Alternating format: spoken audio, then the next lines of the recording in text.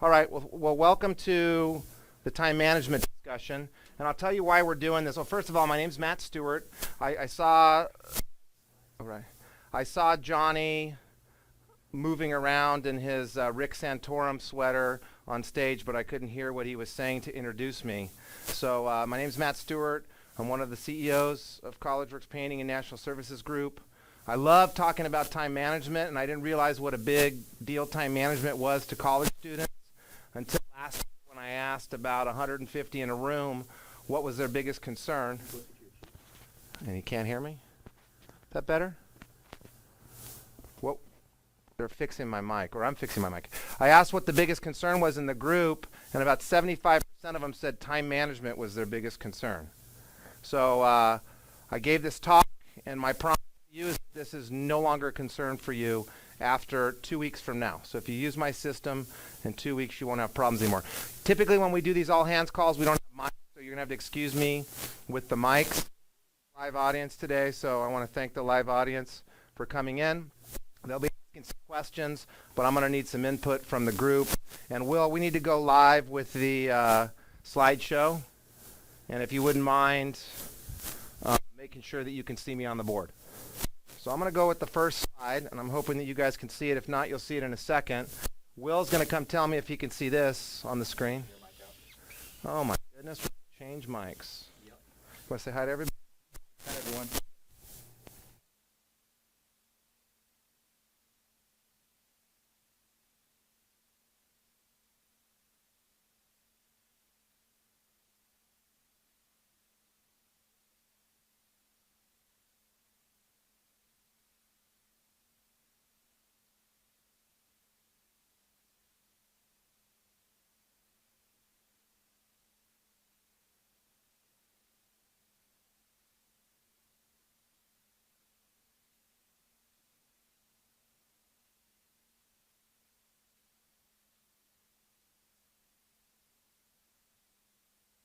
See this in the viewfinder?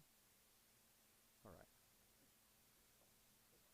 So we moved our production room down the hall instead of next door, so bear with us on some of the troubles here.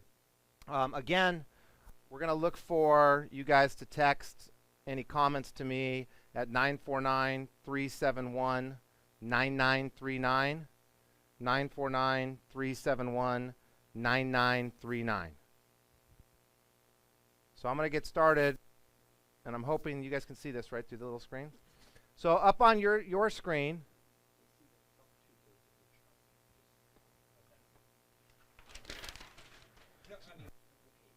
okay. All right, so then they can see all that.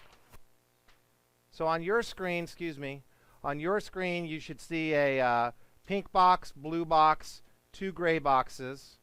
I'm going to use the diagram here to help you understand what I'm talking about. There was a man named Stephen Covey that wrote a book called The 7 Habits of Highly Effective People. When he wrote it, it was latest and greatest, newest information out there. Since then, it's been the foundation for many business books.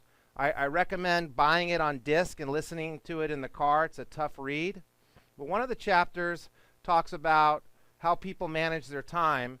And what Stephen Covey said was, there's basically 4 quadrants to what you do in a day.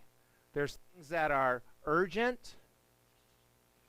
I know you can't read this, so it doesn't matter. There's things that are not urgent.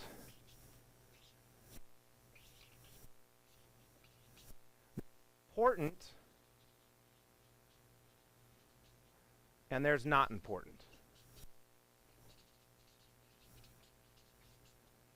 So this may be obvious now, but at the time it was breaking news. Nobody realized that there was a difference between the importance and the lack thereof of their activities, nor did they really focus on the urgency or the lack thereof of their activities.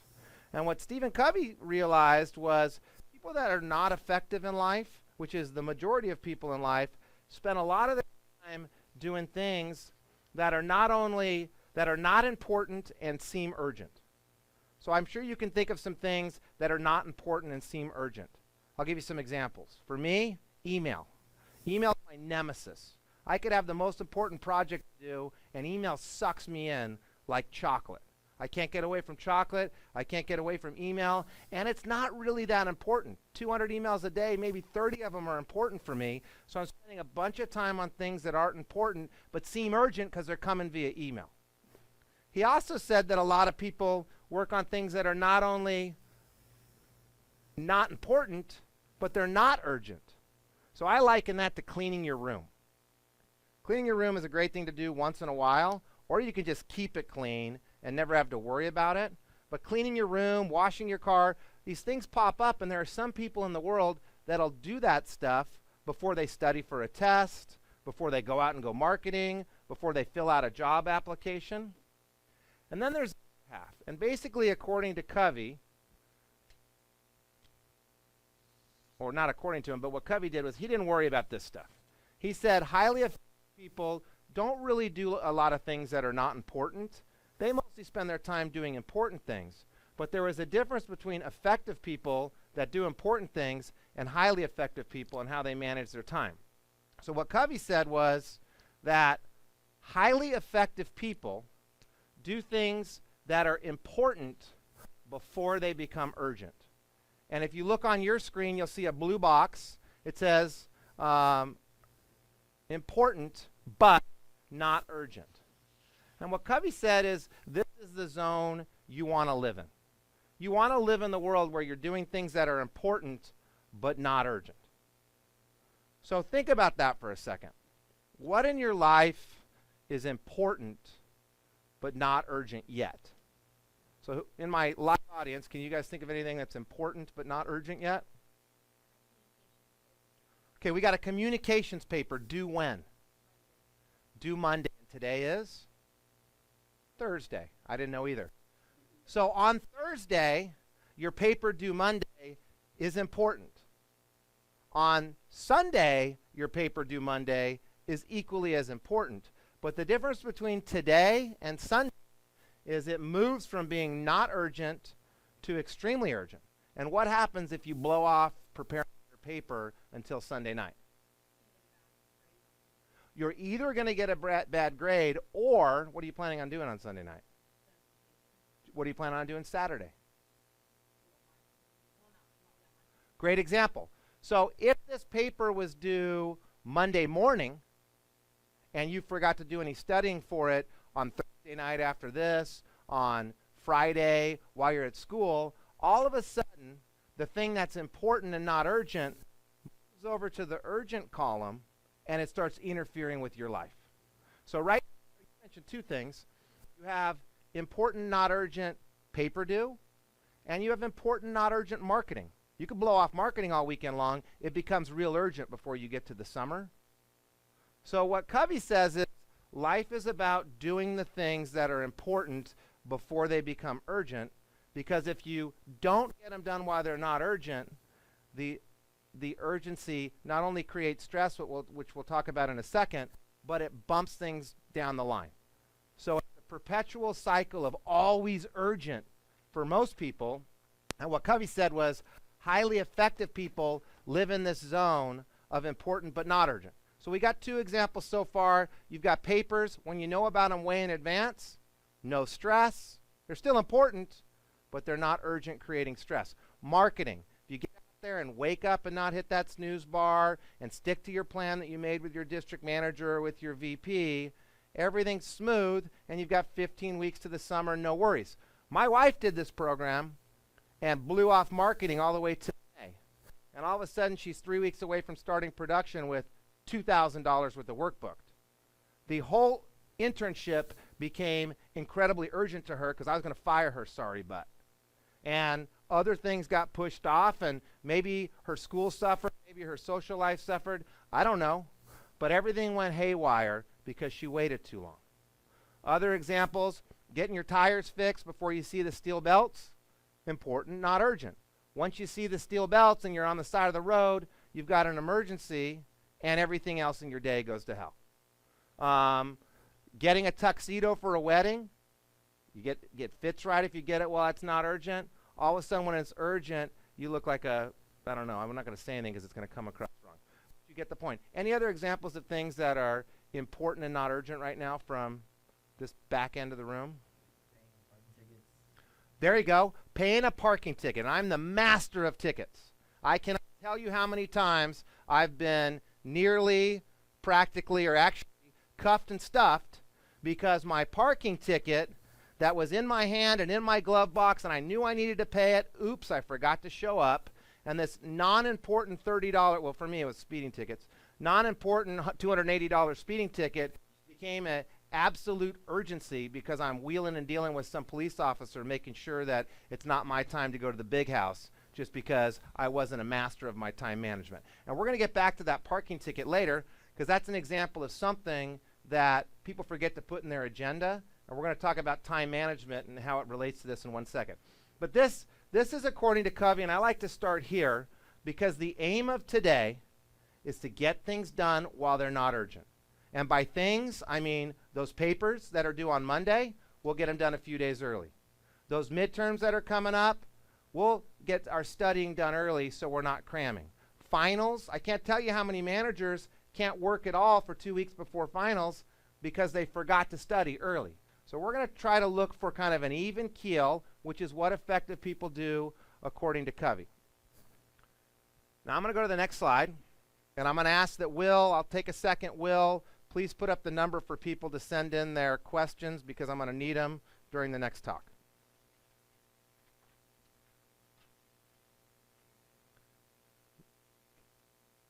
So I'm assuming that Will showed the number just in case.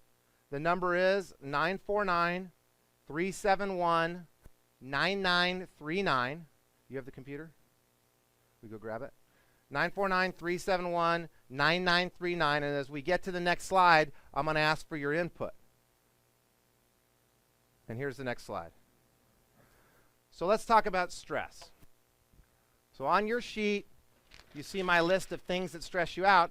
And I like to do a little exercise here. Because not most, but, this paper's killing me.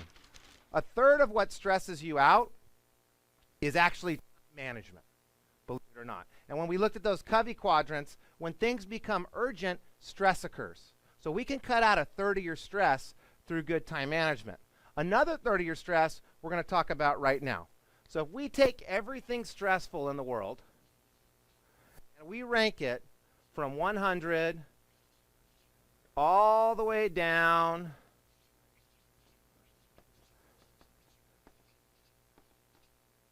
to 0.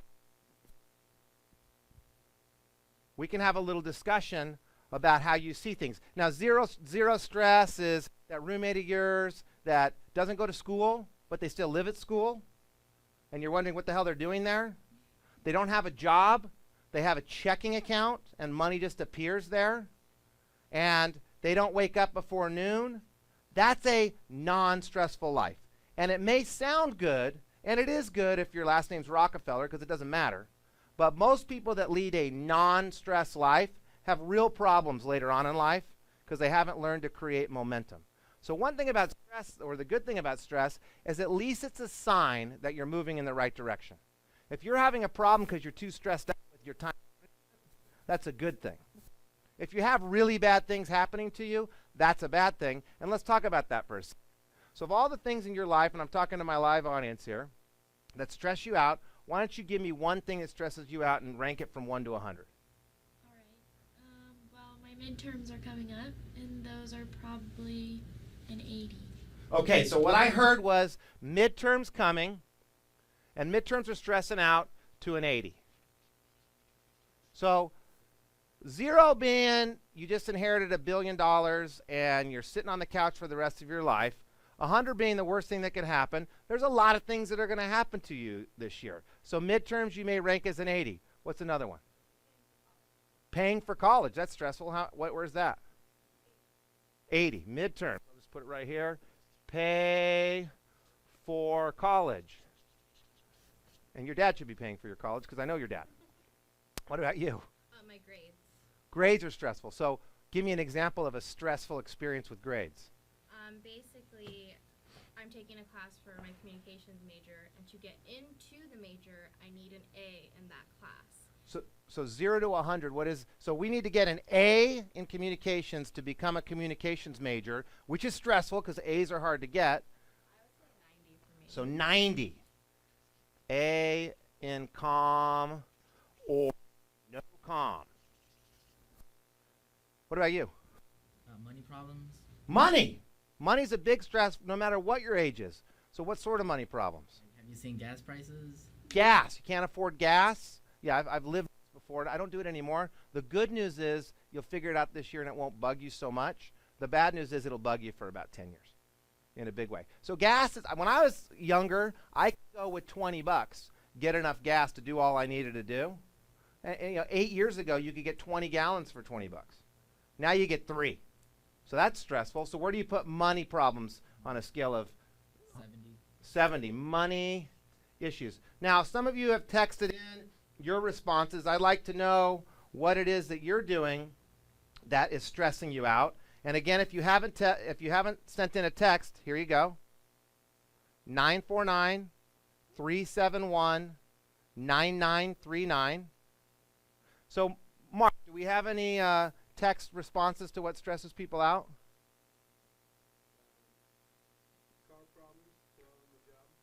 Car problems while on the job. Now, I didn't ask them before they were texting to let us know what they ranked it from 1 to 100. Did this person happen to do that? No. So car problems on the job. What do you guys think that would be? You're working, you've got sales estimates coming up, you've got marketers at your meeting, maybe you're doing interviews, and all of a sudden your car runs out of gas or you get a flat tire. What do you rank that from 1 to 100? It's like an 80. 80, all right? All right, what else we got? Any more on the list? Finals along with CWP. Yeah. Not only do you have the stress of school and getting into communications and money and all this stuff, you have this dumb job. Oh my gosh. Nobody else is starting a business. Nobody else has to hear no as many times as you do. Nobody else has to knock on doors. Nobody else has to fire anybody. What did they rank it for us? What do you guys rank it from 1 to 100? 90. 90. CWP plus school. Any last ones we got on there? My family problems, like my brother's going through a divorce. Okay, what does he rank the divorce? Probably about an 80. An 80. Okay, so let's stop there, and I'm going to put that in a special section over here. Because this is the point I'm trying to make. I've done this with 2,000 college students and probably 1,000 business owners around the world. The business owners get it a little bit earlier than the college students. Hopefully this will help you throughout your life. We got a guy whose sibling, and I'm going to assume close sibling, is getting a divorce from what I'm going to assume is a close family, and he's ranking it as an 80. In the same place, we have paying for college midterms and car issues. So I just want you to ponder what you're thinking about that stresses you out while I tell a little story. And I wish I had a picture, but I have a son. His name's Jake. We like to take Jake around the world well, we used to, and then we realized that airplanes and little kids becomes a problem. But prior to taking him to Europe 3 times and living in unbelievable hell with him and jet lag, we used to take him all over the world. And I took him to Assisi. Some of the people in Southern California heard this story already. I took him to Assisi in Italy. If you've heard of St. John's of Assisi, we went to his town. We went to the Cathedral of Assisi. And I had my son in the backpack, because I had one of those little kid backpacks. And we walked through the Cathedral of Assisi, which is just amazing, on the top of the hill. Beautiful view. The sun was out, the sun shining, not a cloud in the sky, looking over the Tiber River, seeing these statues and the monuments and the artwork and the gold and the platinum and everything that's beautiful in this fantastic and famous Cathedral of Assisi. After we toured the top, we decided to go into the catacombs. And if you haven't been to Europe, they actually have the crypts and coffins of priests and bishops and saints in the catacombs underneath the big cathedrals. Well, I didn't realize that the catacombs had a mold in them that my son was allergic to. So we're walking through the catacombs having a great time, and we get out of the catacombs back into the beautiful sun in front of this beautiful cathedral on this big lawn in a town that doesn't allow cars, a walking-only town, and I hear this horrible sound in the backpack behind me. I hear, I thought, oh no, what is that? And I'd heard that sound before, and I knew that it was the sound of my son having an asthma attack. And when my son had asthma attacks, it was about a 4-hour period of time before it got bad. Little did I know that the mold in the Cathedral of Assisi would accelerate the process. So first the breathing, then I could see it in his neck. I could see all his veins. I could see his ribs. And then he was out. And there in my arms, in the town of Assisi, is my 2.5-year-old son dying in my arms. First his skin turns white, then his skin turns gray, then his lips turn purple. So I'm sitting there with my son, not knowing what to do, and my wife's there, and I say, get that cab. And she gets the cab, and I look at the guy. He doesn't speak English. I don't speak Italian. And I say, dying. And we jump in this cab, and at about 90, 95 miles an hour, we zipped through the streets of Assisi with people literally jumping out of the way, pulled up at the hospital. I run. Oh, by the way, as we're driving, Jake's face just drains of color. His lips turn purple. He's not breathing. We run into the hospital. They stick him with steroids, pump him up, and he comes back to life. And my son had asthma where that would happen. That happened about 10 times, where I'd wake up in the middle of the night and have to get in my car and rush him to the hospital. So where do we put that? Because that's going to happen to you. You're going to have things in life like that.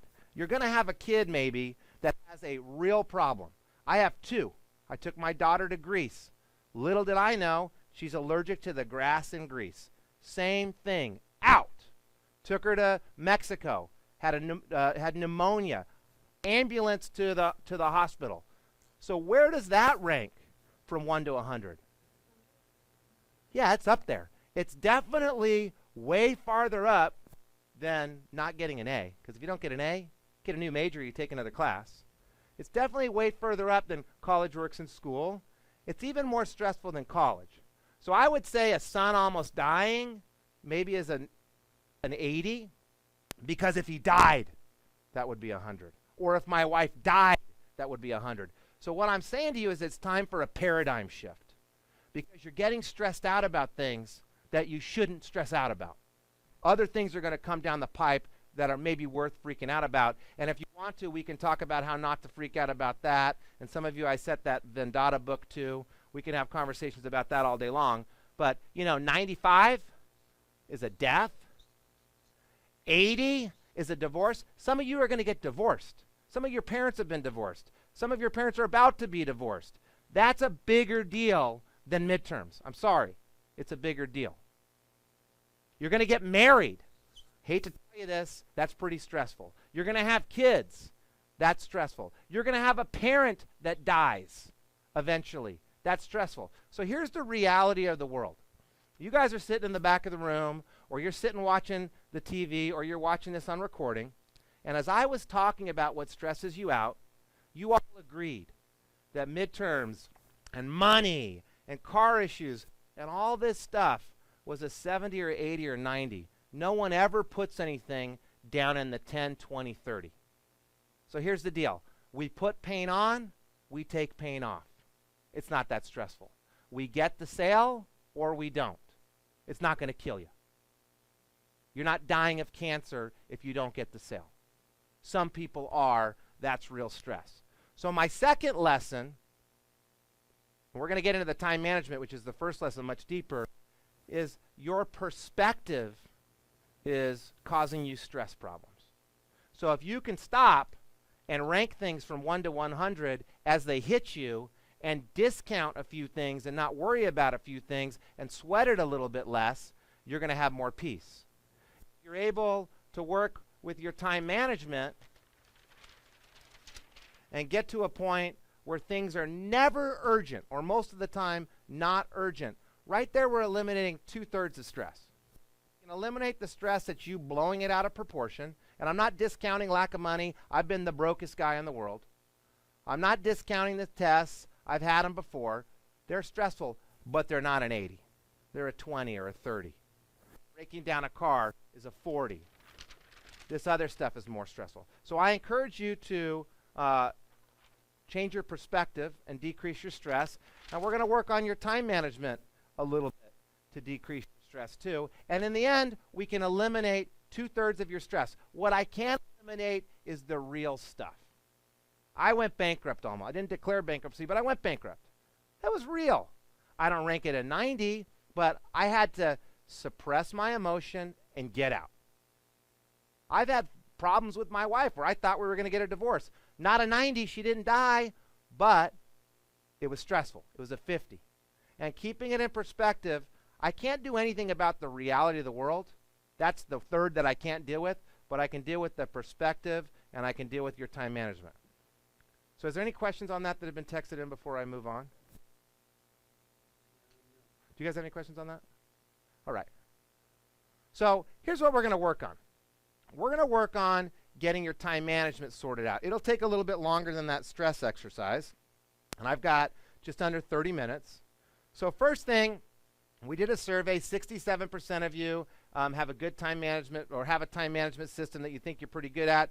37% have one that you're not so good at, but at least you all have one. So step number 1 on your slide says get a calendar. You already have a calendar.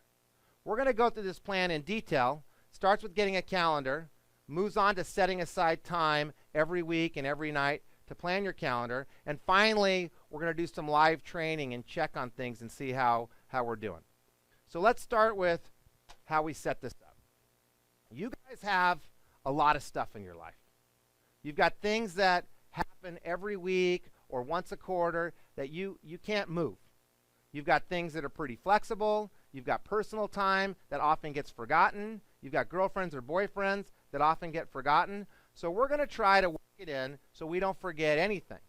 Now, there's a caveat to this, and I know some of the people in the back of the room aren't going to believe this, but I'm going to try to make you into a little bit of a dork.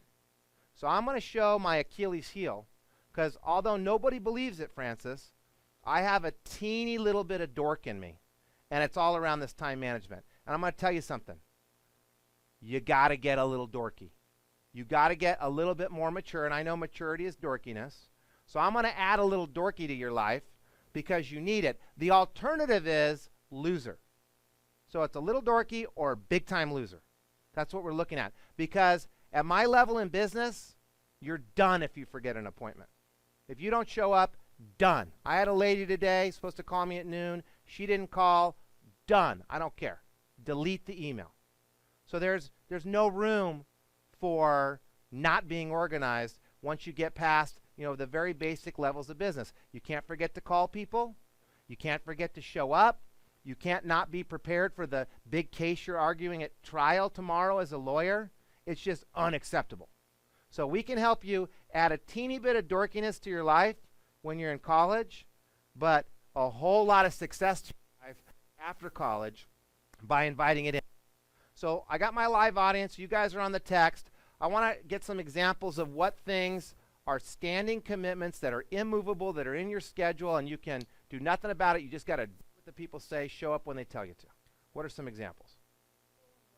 Okay, so school. What I heard was school and work, but work is flexible in this business. You can do estimates or initial calls or cold calls or whatever you want around the less flexible. School is not flexible at all. You can't go to school and say, hey, professor, let's move the class to 11 o'clock because I want to do marketing right now. They're not going to do that. But you can move your marketing around your class. So school is unflexible. You guys all have school, and you know when it is. You got to stick with the timeline. Anything else you can think of that's a standing commitment that you all have in your lives? Group projects. Group projects are flexible. The deadline isn't flexible, but the actual project is, because you usually get a couple weeks. You can meet with people at different times. It's not set in stone that at 11 o'clock you have to do your group project. It's due at 11 o'clock, but there's a lot of time before then. So school is inflexible. Group projects is flexible. Work is flexible. What else is inflexible? How about church? You can't go to the pastor and say, hey, pastor, can we have church on Tuesday this week? because I don't feel like coming on Sunday. I got a party to go to. That's not going to work. So you got to plan the party around the church. Any other ideas of things that are inflexible? Standing commitments. I'll give you a couple more. Finals. And they're in a special category. Papers. Those things are inflexible. They're deadlines. I can put group projects in here too. The deadline, not the actual project. UP. Some of you have siblings that are going to get married. Weddings are inflexible. Mom's birthday, if it's important to her, it may be inflexible. My family, we celebrate a day before or a day after, but we're weird. But you may have some special birthday, girlfriend's birthday, boyfriend's birthday, special B-day. So these are things that you can't move. Finals, papers, group projects, they're flexible. They have deadlines. And on your screen, that's number 2. Things with deadlines are number 2. So my suggestion is that this weekend, you sit down on Sunday, you pull out your calendar, you pull out your syllabus, you pull out your wadded up pieces of paper and your invitations and whatever you got. Hopefully you use an electronic calendar so you can hit that recurring button and you don't have to enter the classes in every Monday, Wednesday, and Friday. If you hit recurrence, you can select it to pop up Monday, Wednesday, Friday for 10 weeks and you're done. First step is you lay out your standing commitments. Second step is you lay out your deadlines, and I color code them slightly different, so maybe dark blue and light blue. And you put the finals in there.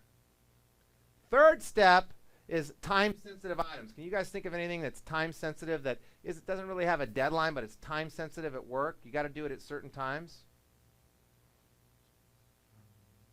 Meetings. So meetings are somewhat flexible but time sensitive to Monday or Tuesday. So you got your work meetings. You have marketing. Marketing is time sensitive because it has to be daylight. You've got estimates. They've got to be in daylight. So that's number 3, and I'm writing up here for me, not you. If you can't read it, that's fine. And then the one thing I put as number 4 that everybody forgets is fun. And I had a talk with a guy in, I want to say Wisconsin, Wisconsin, about his fun. And I suggested to him just this week, write your girlfriend into the schedule. And he said, I don't want to do that. That's lame. I don't want my girlfriend to think that she's sandwiched in between a meeting and a class. I said, it depends how you put it. I'm a busy dude. I have a meeting at 11. I have a meeting at 1. If I call my wife up and I say, hey, Jill, guess what? I got an hour free today. Let's have lunch. I want to save this for you. Can I meet somewhere and have lunch with you? That's awesome. That's not lame. If I call her and say, hey, I jammed you in between these appointments. You want to hang out? Then it becomes lame. So when you're plugging your fun in, my point isn't to turn yourself into a super dork like me. My point is to make sure you don't forget to have lunch with your girlfriend or your wife or your boyfriend or your buddies when you do have a window of time.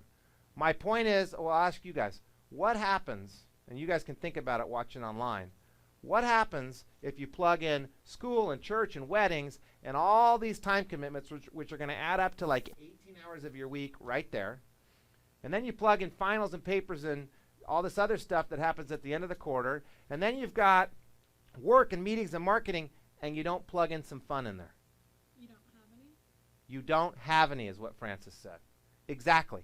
Because as you get busier and busier and busier, the time set aside gets smaller and smaller and smaller. And next thing you know, you don't have a life. And so some of you are sitting there going, I hate this guy. This is my biggest complaint about this company. He's one of the guys that founded the company. He's the guy I want to kill. That's not the solution. Spencer is the guy you want to kill. The solution is to stick to your guns and make time.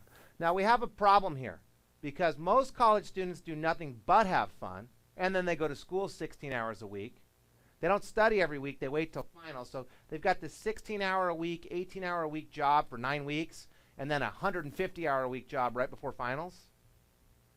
And they do nothing but have fun other than that. And their life is out of whack.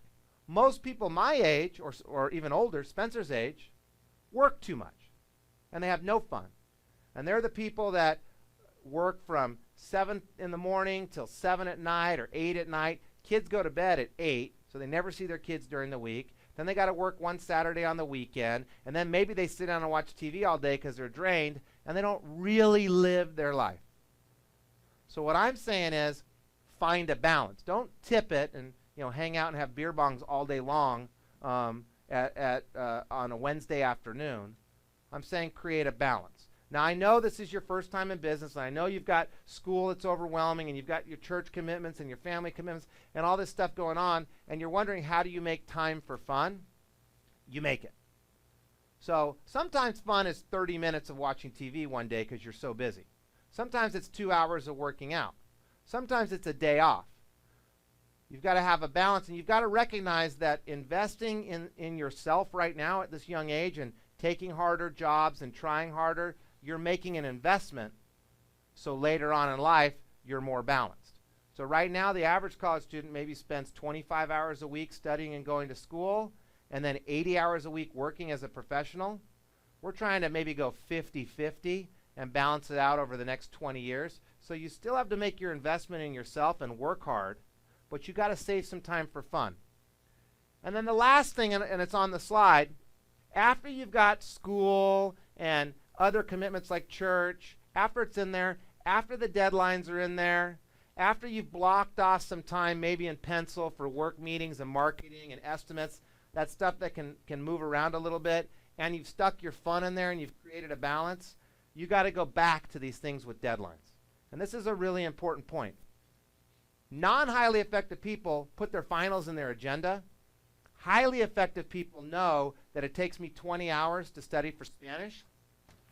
And if I'm studying for Spanish for a test that's over here on Friday, and I know it's 20 hours, I better block off a few 2-hour blocks on Thursday, Wednesday, Tuesday, Monday, Saturday, Sunday, and the week before.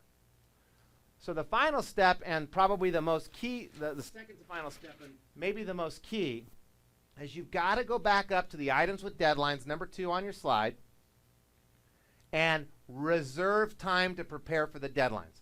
So we had a point under the stress. I've got a paper due on Monday. Papers take 15, 20 hours to write. So you can either start on Sunday at noon and go all the way to the next day at 10 a.m. with no sleep and lots of Red Bull, or you can start a week earlier and live a stress-free life and hit your agendas. Hit your deadlines. Finals. You can pack it all into 1 week and freak out and take no-dos and kill yourself, or you can spread it out over the whole quarter and study like you're supposed to, 2 hours of studying for every hour you're in class every week, not just the last week of the quarter semester.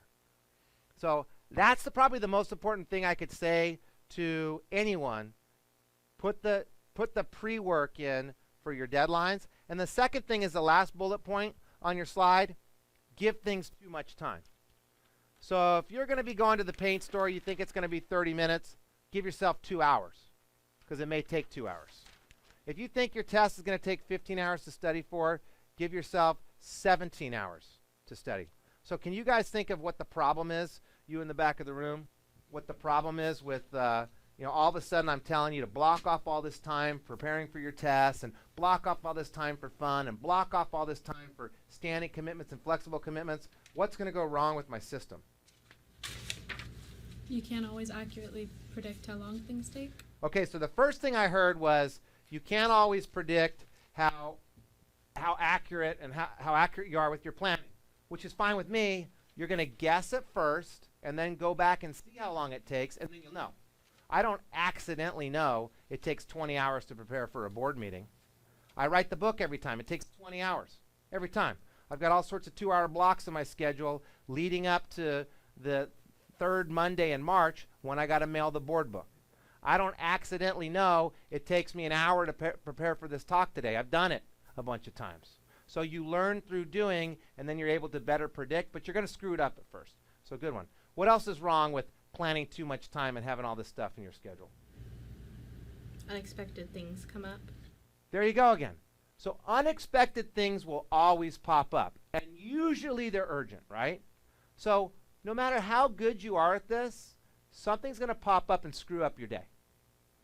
But if you plan too much time for everything, you have spare time. If you don't plan too much time, then an unexpected thing pops up and screws your whole day up. So if you give yourself 30 minutes for the paint store and it takes an hour, screws your whole day up. If you plan 15 minutes for lunch and you pop your tire, screws your whole day up.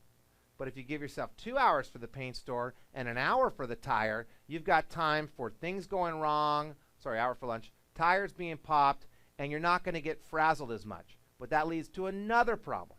What goes wrong there? Not enough time in the day.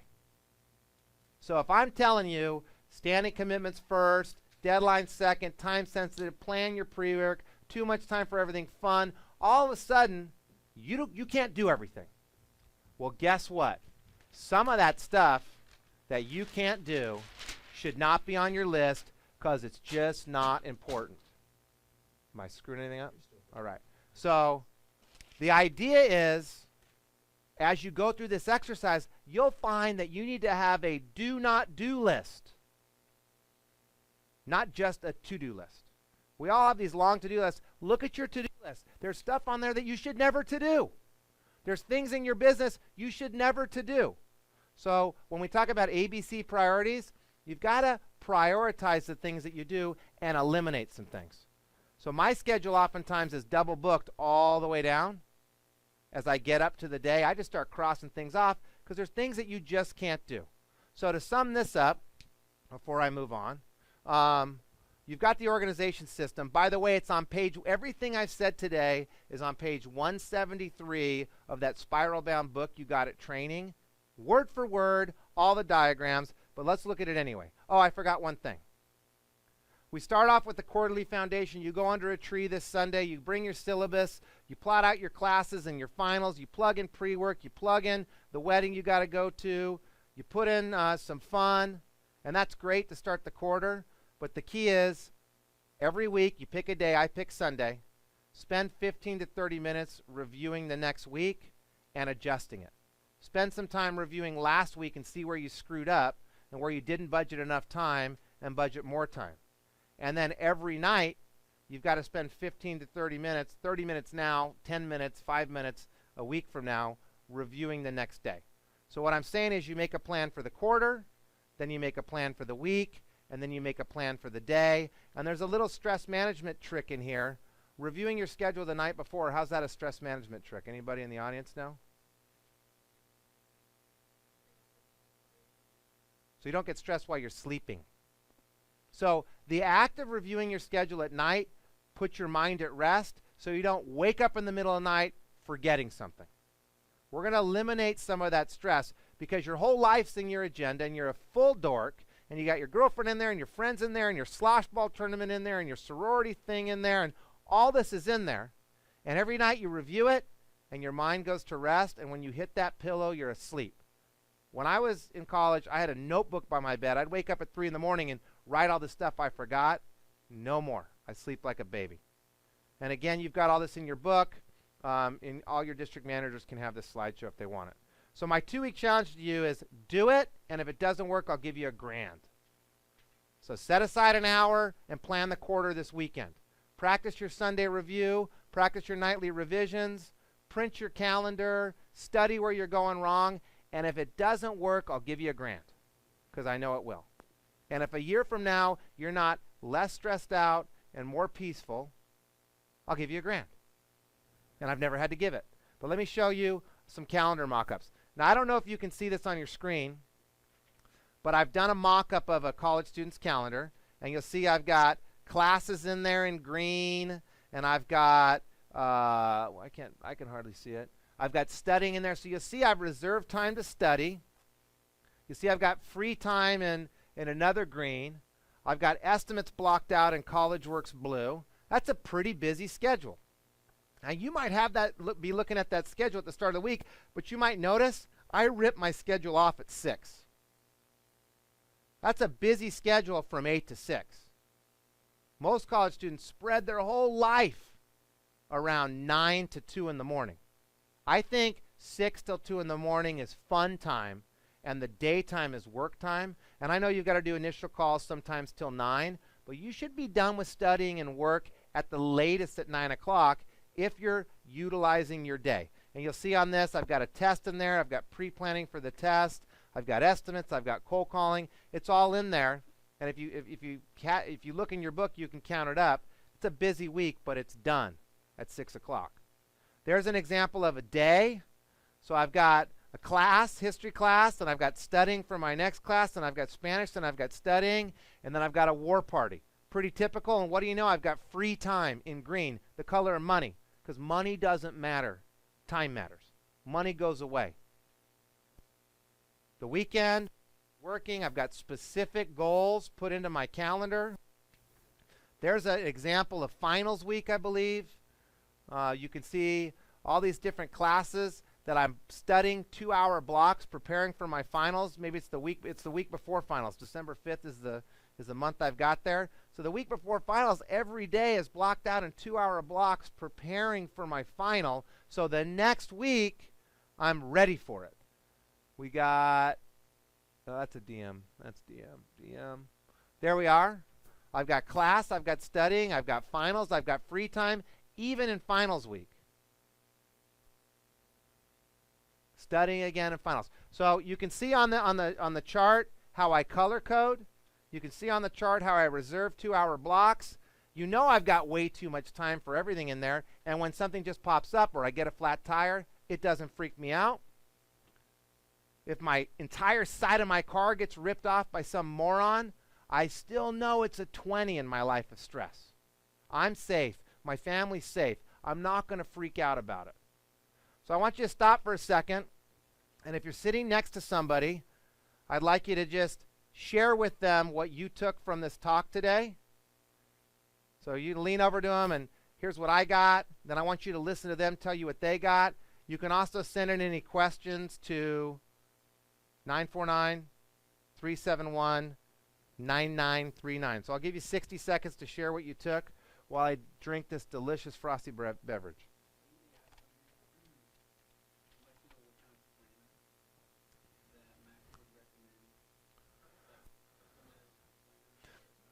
Well, I strongly and emphatically recommend Microsoft products. I recommend PC computers, Microsoft Outlook, Microsoft Excel, Xbox video games, Kinects, because my brother's chief of staff for the leadership team of Microsoft, so that's my answer. Go Outlook. If for some reason you don't like Outlook and you think that there's other options out there like Google or something else, I say Google is second rate to Outlook. Thank you. What other questions?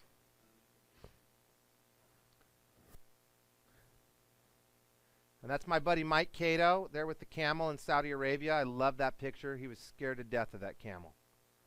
And then the camel tried to bite me. Any other questions? And you guys have any questions?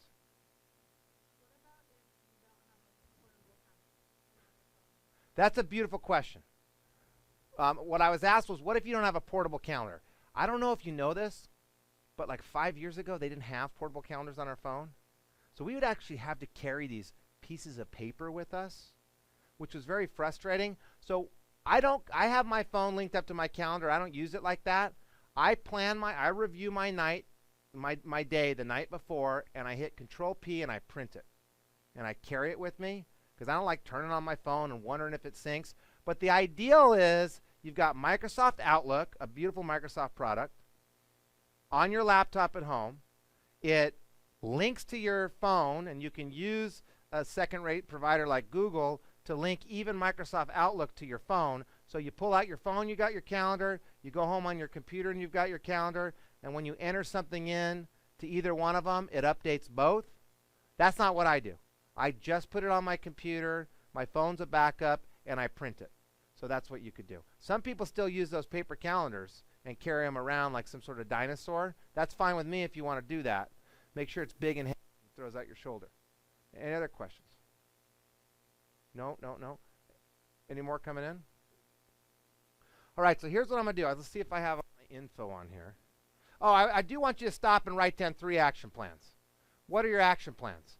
Are you going to do this thing on Sunday? Are you going to do the quarterly foundation, the weekly revision, the nighttime deal? Are you going to lay out your life? Are you going to get Outlook? I'd like you to come up with a couple action items. You can then follow up on yourself later. And an action item is specific, so when are you going to do it? Tomorrow? A month from now? When? There's no questions, right? Mark? All right, so here's what we're going to do. You've got my email on the bottom of the slide, mstewart@nsgmail.com. You've got my phone number on your business card because I work at the office, 888-450-9675.